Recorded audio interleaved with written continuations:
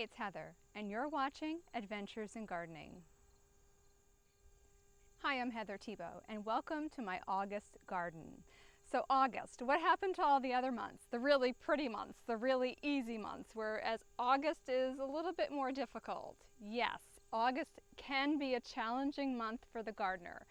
At this point in time, this is the first overcast day that we've had in a very long time. We've had a serious drought, we've had heat wave after heat wave, and for me here in Connecticut Zone 6, what does that mean? Because you people in the south, you get it a lot harder than we do, but you know, for us, over 90 with the humidity level, I can't even tell you what the humidity level is. It's very high, and basically we just melt when we're outside. We just sweat all the time. But today is nice and cool. We had a little bit of rain for the first time last night. Not really even a sprinkle. It was just a little bit, but at least the ground is got wet a little bit. I will still be watering today, but the choices have had to be made in the garden because I only have so much time to water because I don't have an irrigation system, and B, you can only dump so many gallons of water on the ground and justify it. So today I'm going to be giving you a tour. I'll show you some of the areas where the worst challenges have happened during this drought, things that I know I'm going to lose. I've had peonies wilt lately.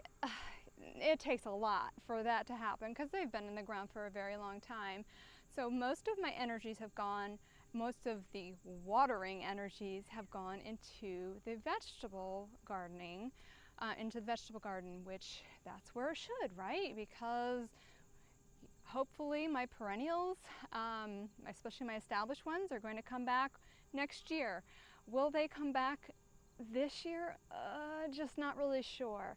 But join me as I walk around the garden and I update you on some of the projects that we've been doing and show you the good, the bad, and the ugly that's in the August garden. Okay, so we're going to just start right in the front yard. And we have lawn. Look, no, not really. We had lawn, and then this drought happened, and then the crabgrass and the foxtail grass have kind of taken over, but that is something we'll leave for fall. I just want to note in saying, my dahlias are growing along here, and this is the worst dahlia season I have ever had. They just, the earwigs, I'll show you the earwig damage here. The earwigs are in here. Let's see if I can get any to fall out. No. Anyway, so yeah, the drought, I blame a lot of this on the drought and the earwigs getting in there. But with the dahlias, they're still going to come. I have faith that this fall they're going to look really good. So anyway, so this is the new garden bed that's in the front here. And for the first time ever, I have a landscape designer friend. Her name is Mary Richardson, and we said, Mary, can you give us this really simple design and leave spaces for us to add a few things in? And I kind of gave her my color palette, and I just have to say that I am so in love with how this came out. And I know it's right now it's looking a little ragged, but man, we've got hellebores over in here that, between the sun and the drought, they're looking a little rough. But I've got my chartreuse elderberry right there, and we've got the chocolate chip bajuga. We've got a couple of clumps of those. I put this in here. This is Thai basil because I had extra. The tuxedo wigelia. Oh, look at that pretty guy right there. So pretty. Of course, the elephant ears, I asked her to leave space for the elephant ears for me and I've actually downsized the elephant ears. There's Piper. Hi, Pipey. So, Stilby and what is this? Razzle Dazzleberry. I can't remember this sedum right here, but I love this. The Calacarpa that's in the back, this is Pearl Glam Calacarpa. And it's had a little bit of a hard time this year. You can see the foliage. But I'm hoping next year it'll look a little better. So we planted all of this in the spring this year. And my containers, of course, and this side mirrors that side, sort of, just it's a smaller little bed here. But I'm loving these two little beds. We have real beds in the front yard. Love that. And up on the deck, it's hashtag Mimi life for me. It's like thug life, only there's more physical contact. So there's lots of toys up there. My hanging baskets, so they're just like hanging in there, but they still look good.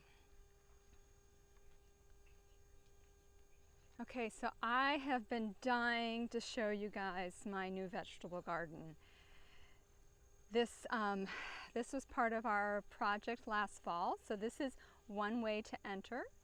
We have our utility board over here on the left with the sky pencil that are planted super close together because they are going to make a wall to hide the utility board eventually. And these guys are looking tired. I have been watering because this is all new as of last fall. So yes, I've been trying to keep up with watering here. But this is one of the entrances to my vegetable garden that I love, love, love. And I kind of moved in quickly with very little thought. The only thing that I knew that I wanted was I wanted this archway to go from one entrance to the other entrance on a diagonal. And my father-in-law and my husband are like, oh, no, no, no, it should go straight. And no, I didn't want it straight. So that was the only one thing that I knew that I wanted. And then after that, I just kind of plopped all of my plants in here. I learned a lot, and I'll be making changes next year, so I will be taking notes. But right here, I've got some beautiful zinnias that the butterflies are loving, along with this is an echinacea that I sowed last year. This is, I think it's green twister, and there's a few of them in here. And I'm looking forward to seeing that bloom for the first time. Okay, as we step down into the vegetable garden, I've got some Brussels sprouts, and if you've ever watched any of my videos, you see that I pack things in here. I pack things in every garden. I don't intend to step in any of the garden beds, so I can reach them from both sides, generally. But it works for me, and I get a lot of food out of a very small space. These Brussels sprouts, Groniker, my friend Pam of Ron and Pam, they gave me these seedlings, and they are looking great. They're looking really good. And the dill, these are volunteers, and I'll just let these seeds just fall, and I'll have more dill next year. And I've got, this was one of the archways, and I'm like, what am I going to do with this? I kind of just put a little sampling of things everywhere on here. So I've got, on this side, I've got Marketmore 76 cucumbers that are just starting to look a little rough. They do have some striped cucumber beetles starting to attack them. And what do you call it? The Mexican bean beetle larvae. You can see right here, the leaves are starting to wilt. That's, in my experience, has been the striped cucumber beetles. This side over here, I've got the Boston picklers. These are volunteer red hoppy, do we say hoppy or do we say hoppy? I don't know. Red hoppy amaranth that, oh my gosh, they're just so gorgeous. And I've got some little mouse melons growing on here, along with a moonvine that hasn't done anything quite yet. But that's this first archway. Now, this is my fall planting. So originally I had peas planted on this whole side, of the archway, and now I've got cucumbers and beans. There are turnips growing down in here, and I've got lettuce, Marvel of Four Seasons, that I've planted on this side. You can see someone's been digging in the garden. These are Boston picklers, by the way, and this is my final crop of the season. I'm going to take you down all the way. This is broccoli. It's the Romanesco broccoli. I don't know. I grew it for the second year thinking, well, I'll give you one more chance. This is what we get. This is what I've gotten so far. I do eat them every morning with eggs. I'll fry them up and they're very tasty. Got some gorgeous basil on this side with the fall potatoes that are just starting to come up. See the fall potatoes. So excited about that. This is the purple pole beans on this side, second crop. I did do a first crop of these. I'll show you after. But this is, I don't think that they like the, I don't think they liked the intense heat. I think they do better in the fall, this variety, which I've never done them any other time but a second crop because they're a 55-day. And what is it? Oh, watermelon radish are down here.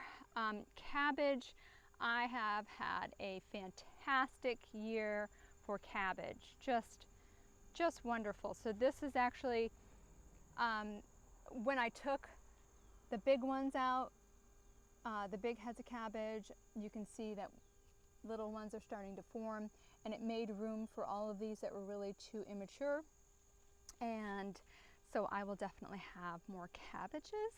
And the beauty of this arch is every evening red finches come in here and sit on top, and I didn't know what they were doing at first because they were just looking down, and they have been eating all of the cabbage mothworms. I'm like, yay, you go. So I've not done anything, and you can see that there is some damage, but that's okay. I still get cabbages, so that's great. Now let's talk cherry tomatoes, because this has been, this will go down in my history as one of the greatest things I've ever done. Now I have had to help the vines by weaving them in, and yes, they are planted close together. And I think that one of the reasons I've had such a great, this has been the best tomato year I've ever had.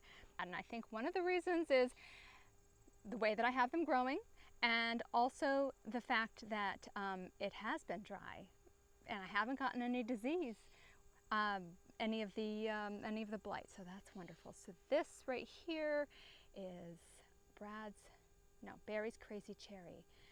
So this is one of them that I have growing here, and then I just picked like so many of these to dehydrate. This is Rosella right here, that's Rosella. This is the one that I call Mrs. Barton. This is a great sweet true tomato flavor. It's not super sweet. Rosella is a super sweet one. This is a true tomato flavor cherry. This is new this year, and we are going to grow so many more of these next year. This is Prairie Fire.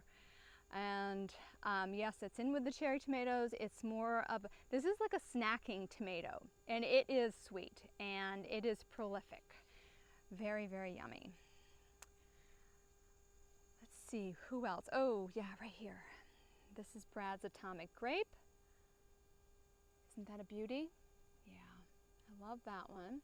This is the Black Strawberry that's new this year. And I know there's a lot of chatter about this one. I have found that it is great for cooking, for roasting. I do not prefer to eat it as a cherry tomato, but look at how many there are. There are a lot. And I've got another Prairie Fire growing on this side with, this is yellow icicle, no, orange icicle. This is orange icicle, and this is black icicle. And these are like paste tomatoes, but you can also eat them. I say paste. I think when I call them paste tomatoes, that people automatically don't want them. They're plum tomatoes.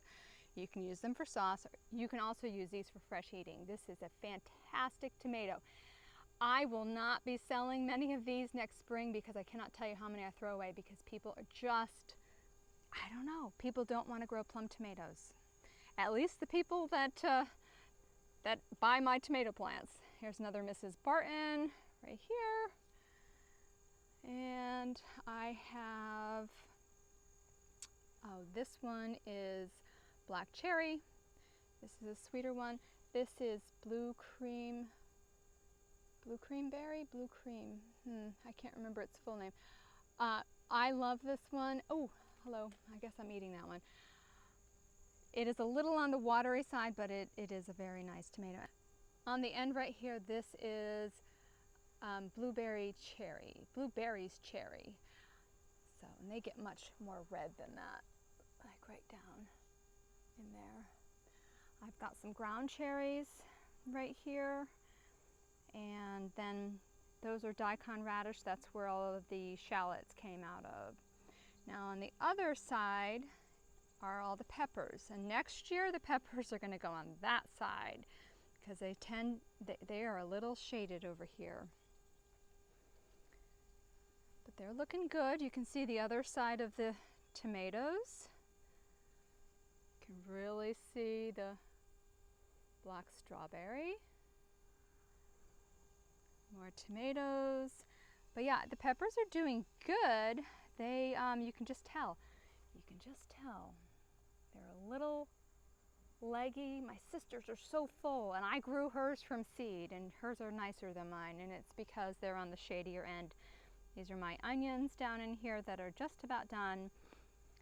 But this is what I've been wanting to tell you about. This is a new tomato for me called Purple Rain. It is about 4 feet tall, and I got them from Baker Creek.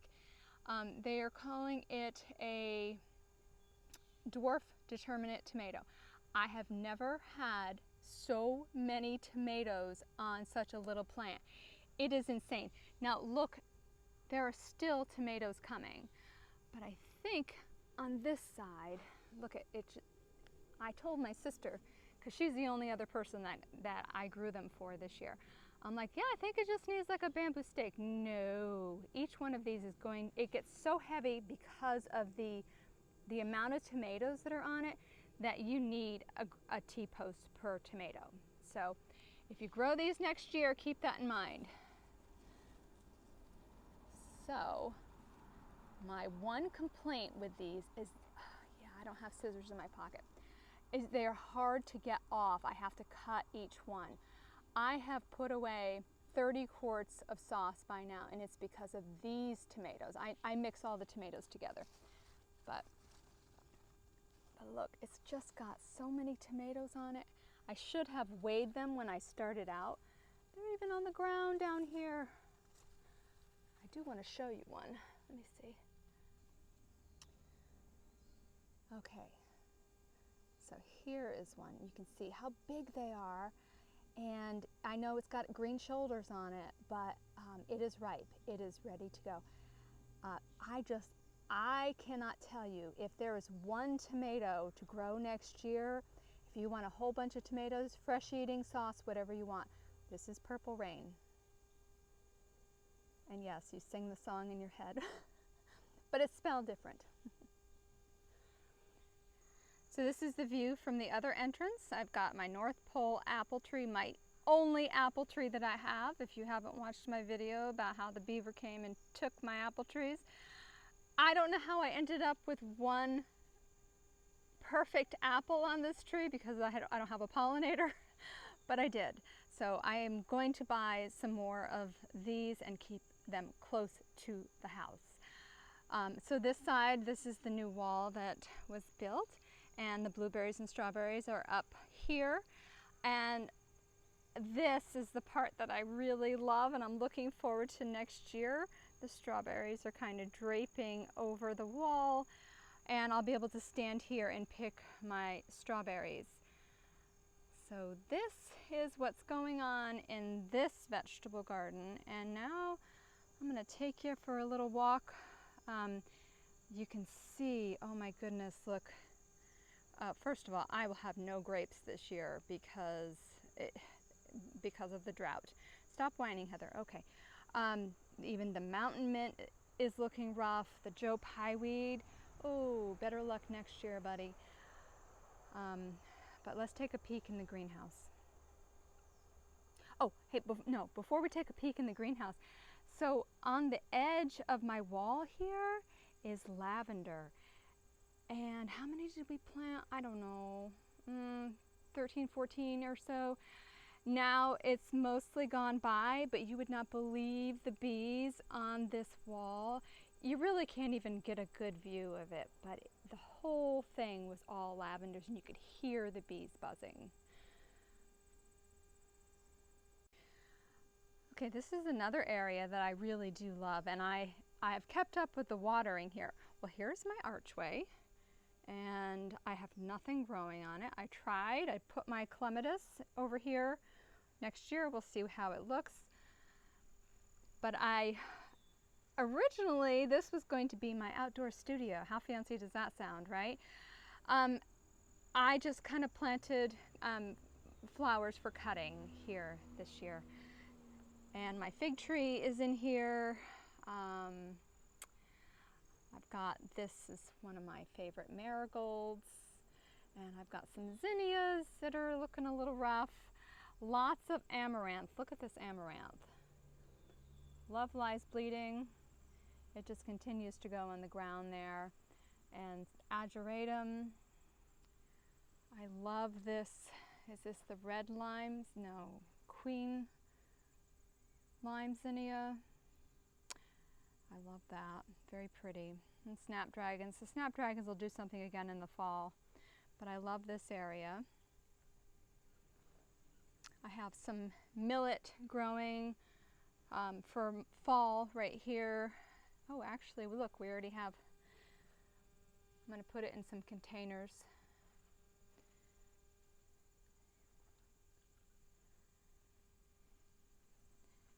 And these were really nice, these two planters, but yeah, they got tired looking. Got some portulaca going on. And so the things that are in the greenhouse right now do not need to be in the greenhouse. There is really no reason for it. It's just I have no other space. These are Alaskan fancy tomato plants. And because of the humidity, I do come in here in the morning and try to shake these a little bit and get the pollen to drop so that I have tomatoes. These are going to be in here for the fall so that we have tomatoes through Christmas. But I have no place else to put them right now, so that's why they are in here.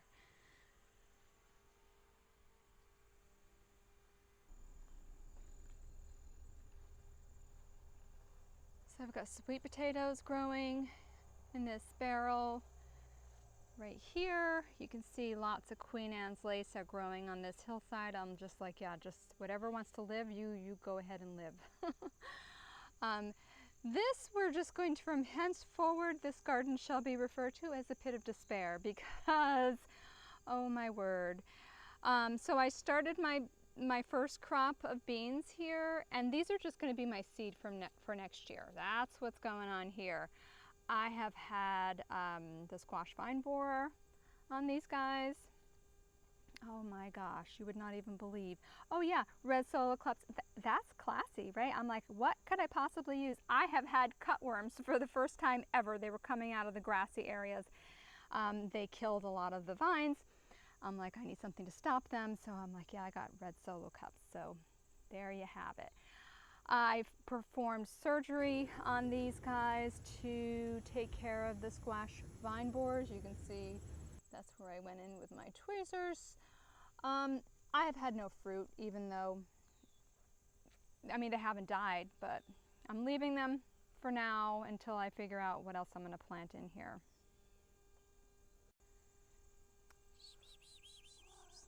Hi.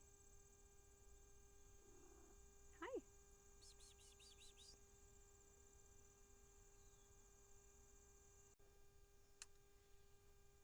Okay, again, this is the best tomato year that I have ever had, even though, now I have really been watering these. These are my tomatoes that are indeterminate, that are beefsteak style for the most part. There are a few that I've kind of put in here that just do well growing on a strain. Yes, I know some of them look tired, but I have had so many tomatoes, you can be tired. You just keep putting tomatoes out. This is chocolate chestnut. This is kind of like a medium snacking size. Love that. The flavor is unbelievable. And this is black icicle right here. You can see some blossom end rot, so that really just needs to come off. Don't want to put the energy into that, but there's quite a few here. And let's see, this is Pantano Romanesco. I recognize that one without even looking at the tag. And there is a ripe one right there. I mean, look at the tomatoes that are yet to come here. I do remove the yellow leaves as they come along, and I put them all in a paper bag and I throw them away, and that's just how I do it. This is that Brandywine? No, that is more Pantano Romanesco down here. And you know who has been a star this year? Not him, he's beefsteak. He's been okay. Wood's Famous Brimmer has been a superstar. Oh my goodness.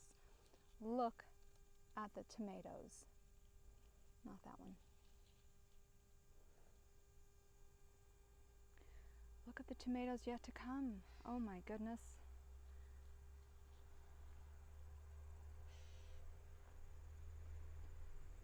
Here's more Wood's Famous Brimmer. And I do have a Brad's Atomic Grape down here because it also does well, and I had extra.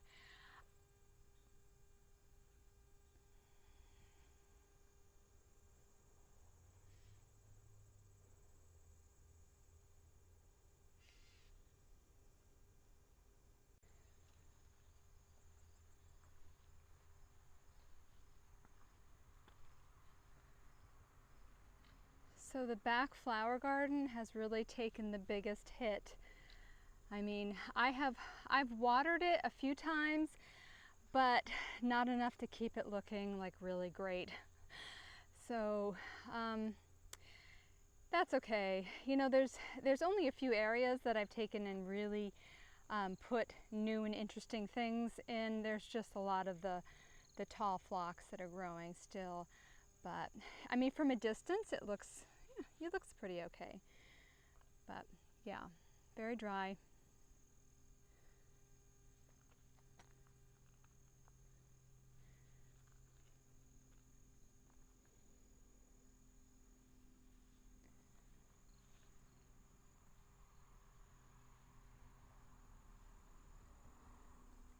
This is a morning glory. It is called Split Second, and I believe it gets its name because you better enjoy it really quick. But it's cool looking, right? But yeah, they don't last much past early morning. I've got a moonvine planted on there, and snapdragons, and more of that really pretty amaranth. You can see the hostas, you know, hot and tired.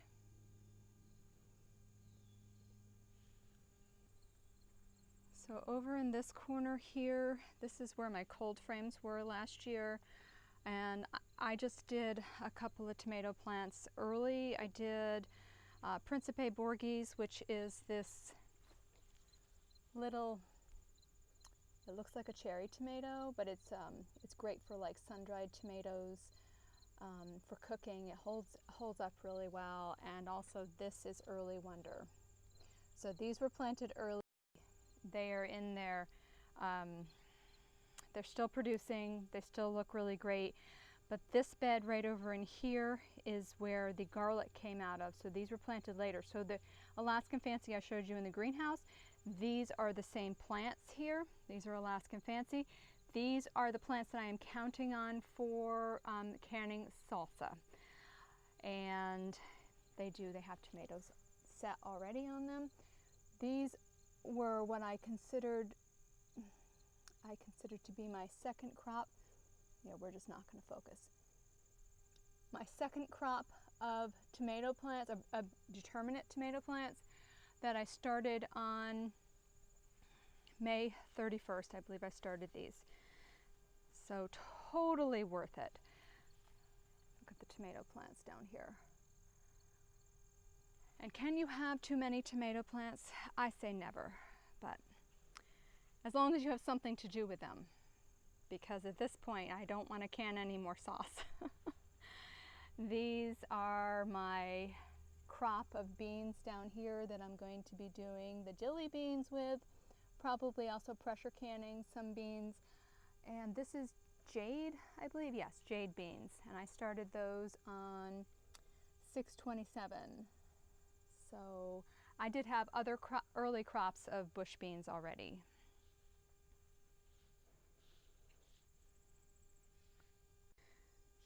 And this is the stone stairs that goes down the hill here. I have to just show you, this is the last part of the tour today. This is Zucchini rampicante. And I'm going to do a video just on this plant because there is much to say. But I don't think you can really even see how massive this is. I mean, it is massive, and it goes all the way down the hill here. There's one of the fruits. Now this is a zucchini that you can eat like that, green, or you can let them mature to like a butternut squash looking, and you can use them as a keeper squash, a winter squash. Also in here that was kind of like a second thought or a last minute thought are Kajari melons. Let's see. Where are you? Oh, there you are. Look at that.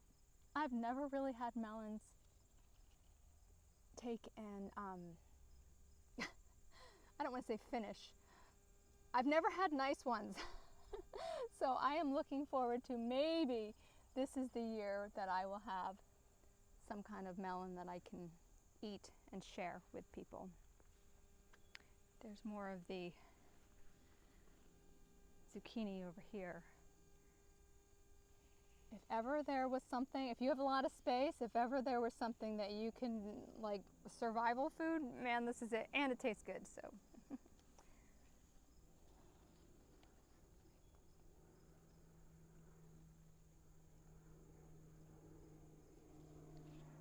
Okay, yeah, this is why I'm carrying the tweezers around. Yeah, I use it to get the striped cucumber beetles. They're everywhere.